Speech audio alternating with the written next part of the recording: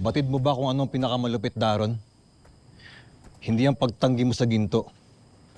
Kung hindi ang paniniwala mo na mayroong patutunguhan niyang pagtingin mo sa Hara. Nakakalimutan mo na ba kung ano tayo bilang Miniave? Hindi mahalaga sa atin ang pag-ibig. Alam ko ang batas ng ating lahi, Chedrok. Lumaki akong tinuruan nun. Kung ganon, bakit ka lumilihis? Kung ang layunin lamang ng ating lahi ay magparami, bakit ko nararamdaman ang pagnanais na mag-alaga? Na ipaglaban ng isang nilalang kahit walang kapalit. Na igalang siya kahit na kailanman ay hindi niya kayang suklian ang aking pagtingin. Hindi ka niya ipagpapalit sa kanyang asawa. Lalo na sa kanyang korona at trono.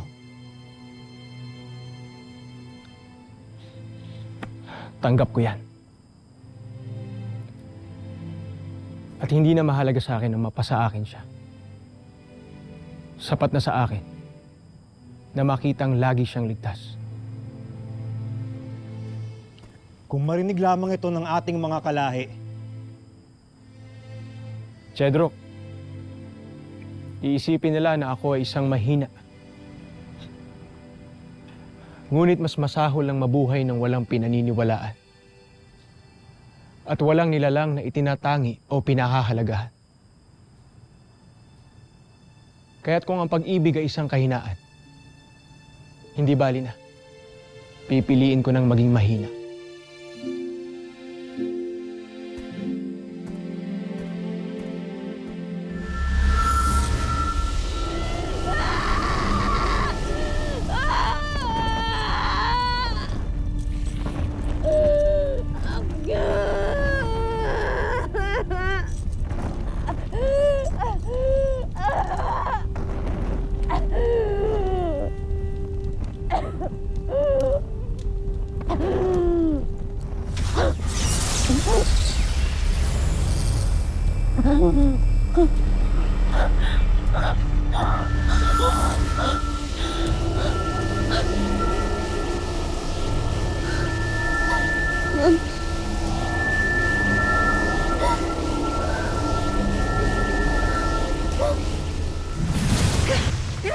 Ada! Samara! Bakit mo ko inilayo sa kanya? Kung hindi tayo umalis doon, marahil ay pinaglalamayan ka na rin namin ngayon. Gaya ng iyong anak! Warka! Ngunit malapit na natin siya iukusa! Patid ko, namipuan ka pa sa iyong puso sapagkat si Tera ang pinag-uusapan natin. Ngunit tama si Perena. Mas madadaig natin si Gargan kung aatras muna tayo at mag-iisip tayo ng ibang paraan para malabanan natin siya.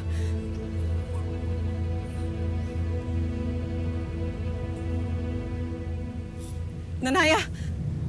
Danaya! Study ka talagang tunay.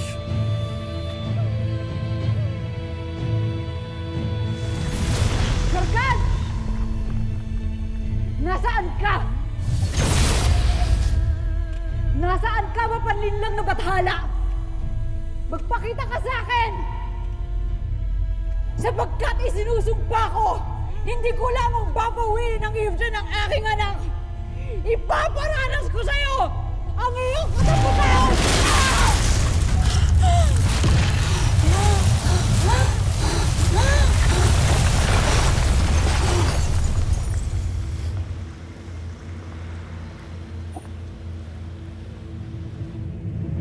Ada, Nauunawaan ko ang galit at puot ni Danaya. At batid kong labis ang kanyang pag-aalala sa kanyang anak. Nakakalungkot lamang na kung kailan kami nagkakaayos na, tsaka naman kami muling magkakaroon ng hidwaan. kami ni Mira at ng aking mga albay sanay na sa inyong madalas na hindi pagkakaunawaan.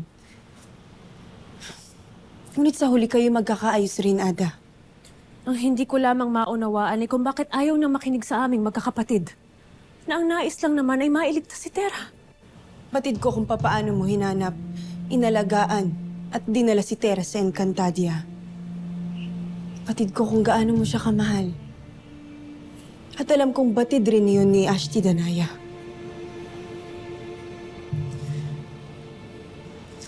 Mabuting hiningi ka na lamang ng tawad sa kanyang pagbabalik.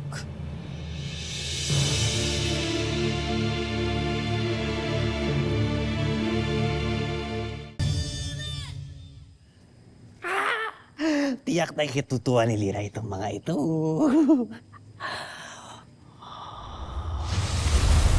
Ayun ang Nifa!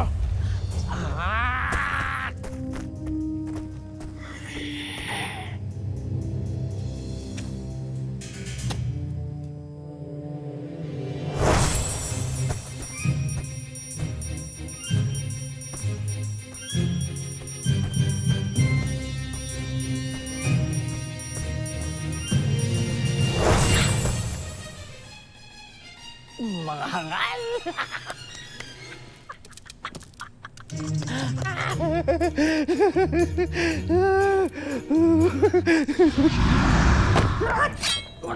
Sa akala mo ba'y matatakasan mo kami, Nim?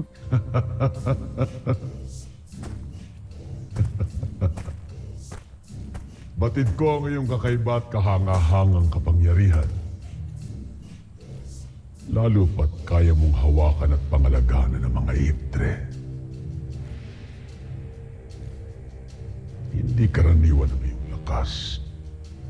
Saan nagmula ang iyong kapangyarihan? Mula sa iyong pagwasak at ng inyong digmaan. Hindi mo na ba maalala dating hari ng Hatoria?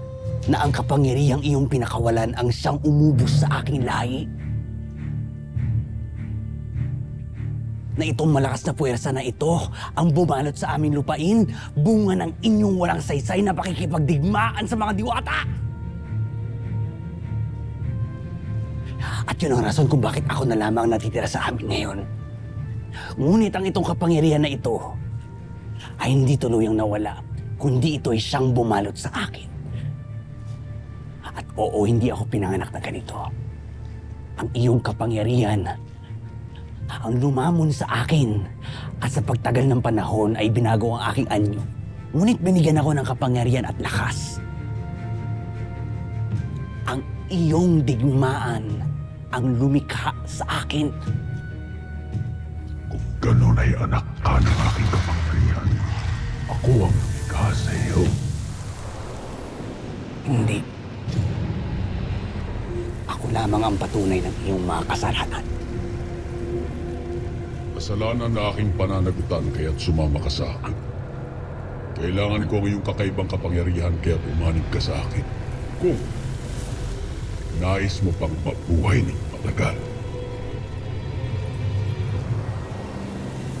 Kung aanib ka sa amin, mas lalo kang lalakas at magiging makapangyarihan pagkat higit kang pagpapalain ng aking bathala at Panginoon. Dahil kung hindi ay babawiin ko ngayon din, hindi lamang ang lahat ng iyong kapangyarihan na tinatamasa, kundi pati na rin ang iyong buhay at kauna.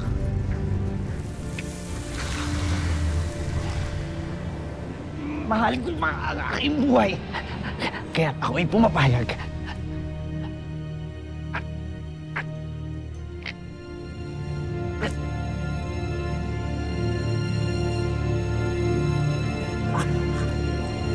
Magaling, Nympha.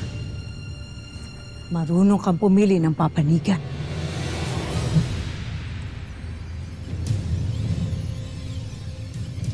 Mga hangal at utu-uto. Anak Presta!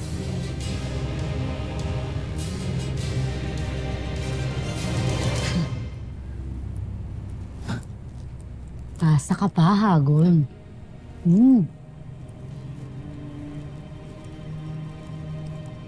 Fairness din kay Agnem, ah.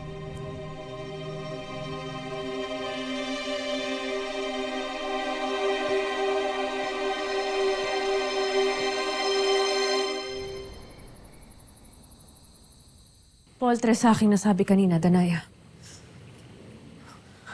Ngunit bakit pa napakatigas ng iyong ulo? Sapagkat ina din ako, Perena. At nakatitiyak ako na masigit pa ang iyong gagawin sakaling si Flamara o si Mira ang makulong naman sa brilyante ni Gargad. Tunay bang ang Eve Trinitera ay nasa loob ng brilyante? Hindi ba't nasaksihan natin lahat ito na ipakita ni Gargan? Mahusay man lang si Gargan. At nasaksihan nating lahat yon dahil minsan niya na rin tayong pinaglaruan.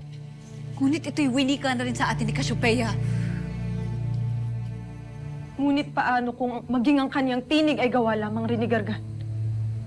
Pati ang mga ipinakita niya sa atin. Paano kung ang lahat ng ito ay isang palabas lamang? Naniniwala akong nasa kanya ang Eve ng aking anak. Yun lamang magpapaliwanag kung bakit hanggang ngayon ay hindi pa sinusundo ng mga retre ang kanyang kaluluwa. Ngayon kung hindi kayo kumbinsido, ay hindi ko na kayo pipilitin. Hahanapin ko si Gargan saan man sulok ng mundong ito. Danaya, batid mo na malaki ang paghanga ko sa'yo. Sa talas ng pag-iisip at sa pakikipaglaban. Ngunit ngayon nakikiusap ako. Huwag kang magpadalos-dalos. At huwag kang susugod doon na mag-isa. Kung gayon ay muli kang magtiwala sa akin, amihan, hindi ako magpapadalos-dalos. Sapagkat meron akong binabalak upang malaman at mapatunayan na nasa itim na brilyante nga ang aking anak.